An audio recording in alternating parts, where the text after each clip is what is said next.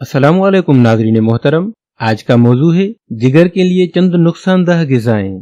जिगर इंसानी जिस्म के उन हिस्सों में से एक है जिनको आमतौर पर उस वक्त तक संजीदा नहीं लिया जाता जब तक वो मसाइल का बायस नहीं बनने लगते, और कुछ लोगों के लिए तो बहुत ताख़ीर हो जाती है।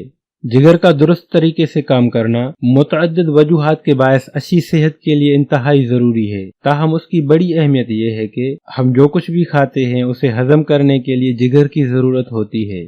मगर क्या आपको इल्म है कि कौन सी ग़िज़ा जिगर के लिए तबाहकुन साबित हो सकती है? चर्बी से भरपूर ग़िज़ाएं।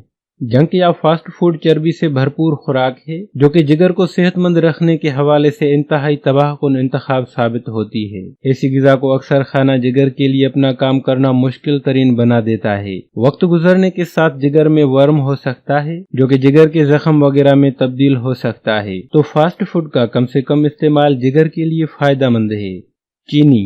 बहुत ज्यादा मीठा खाने के शौक की कीमत भी जिगर को चुकाना पड़ती है। ज़ियाबीस और दीगर अमराज का खतरा अलग बढ़ता है। उसकी वजह यह है कि जिगर का काम ही शक्कर को चर्बी में बदलना है। अगर खुराक में मिठास बहुत ज्यादा होगी तो जिगर बहुत ज्यादा चर्बी बनाने लगेगा जो कि आखिर में वहां जमा होने लगेगी जहां उसे नहीं होना चाहिए। तवीलुल मयाद बुनियादों पर यह फैटी लिवर अमराज का बायस बनता है। तो मुंह मीठा करने का शौक बहुत ज्यादा नहीं होना चाहिए। बहुत ज्यादा नमक। जिस्म को नमक की जरूरत होती है मगर इतनी ज्यादा नहीं जितनी खुराक में इस्तेमाल की जाती है।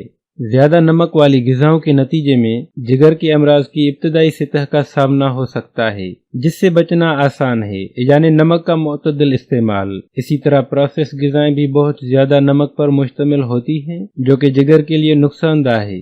चिप्स और बेकरी की चीजें। अगर तो आपको चिप्स और बेक होने वाली स्नैक्स पसंद हैं तो ये जान लें कि वो चीनी, नमक और चर्बी से भरपूर होती हैं। अगर बेवक्त भूख लगे तो फल उसका ज्यादा बेहतर मुतबादिल है। दोस्तों, वीडियो को एंड तक देखने का शुक्रिया। अपना बहुत ख्याल रखिएगा। मिलते हैं नेक्स्ट वीडियो में, तब तक के लिए खुदा हाफिज।